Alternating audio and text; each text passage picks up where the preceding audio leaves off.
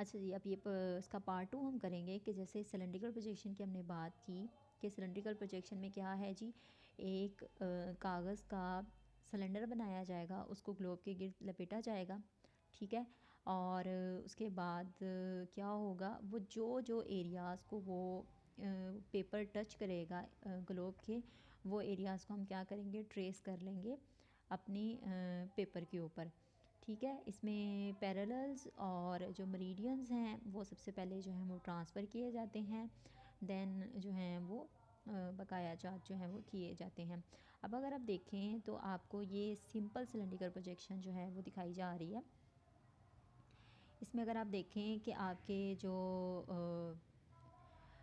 Latitudes हैं और longitudes के दरमियान जो फासला है वो बिल्कुल इक्वल है, तो ये जो है ये सिंपल सिलेंड्रिकल प्रोजेक्शन कहलाती है। इसको आप एक ही लुक से आपको पता चल जाएगा कि ये सिंपल सिलेंड्रिकल प्रोजेक्शन है।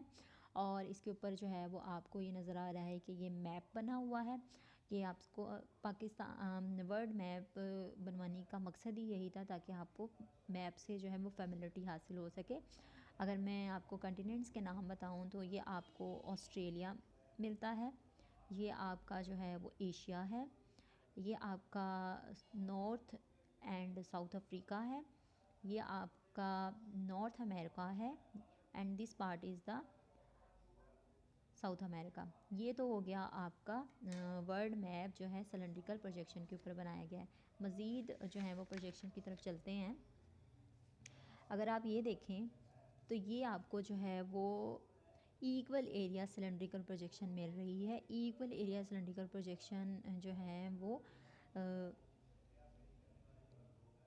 इसमें क्या होता है, अगर आप देखें इक्वल एरिया प्रोजेक्शन के अंदर आपको तमाम के तमाम जो एरियाज़ हैं वो इक्वली डिस्ट्रीब्यूटेड हैं, कोई छोटा या कोई बड़ा नहीं है। लेकिन इसमें थोड़ा सा फ़र्क ये आता है कि इसकी जो लेंथ होती है वो as compare to the simple cylindrical projection थोड़ा सा इसमें फ़र्क आता है।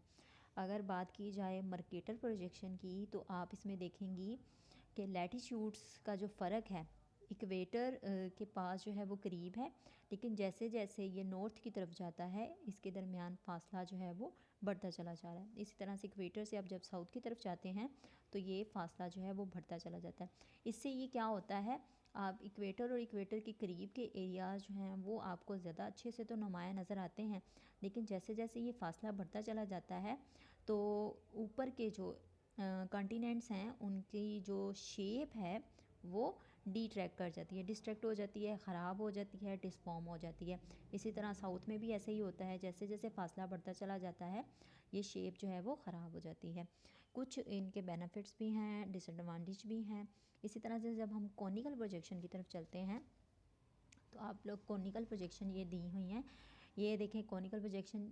आप चूँकि आपको पता है कि जब हम कोन को ग्लोब के ऊपर टच करते हैं तो उसका कोई एक पार्ट जो है वो सिर्फ एक पार्ट या नॉर्थ पार्ट एक टाइम में कोन को जो है वो ग्लोब को टच करेगा, जब हम नॉर्थ पे रखेंगे या साउथ को रखेंगे, क्योंकि कोन जो है वो सिलेंडर की तरह नॉर्थ और साउथ दोनों हिस्सों को कवर नहीं करती।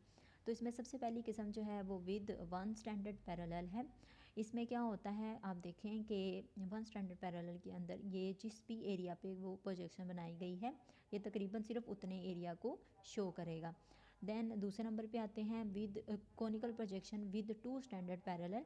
अब आप देखें ये दोनों प्रोजेक्शंस में मैप तो एक ही है, लेकिन चूंकि इनमें इसमें पैरेलल वन लिया गया है, इसमें दो पैरेलल लिए गए हैं, तो आपको नज़र आएगा कि इनमें जो मैप ड्रॉ किया गया है उसकी शक्ल जो है वो काफ़ी हद तक चेंज हो चुकी है।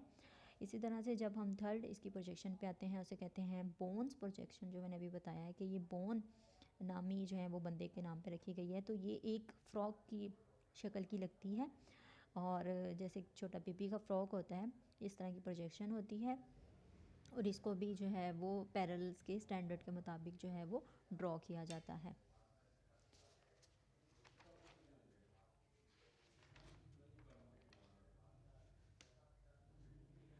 अच्छा जी, इसके बाद आ जाती हैं हमारे पास जेनिथल प्रोजेक्शंस। जेनिथल प्रोजेक्शंस होती हैं आमतौर पर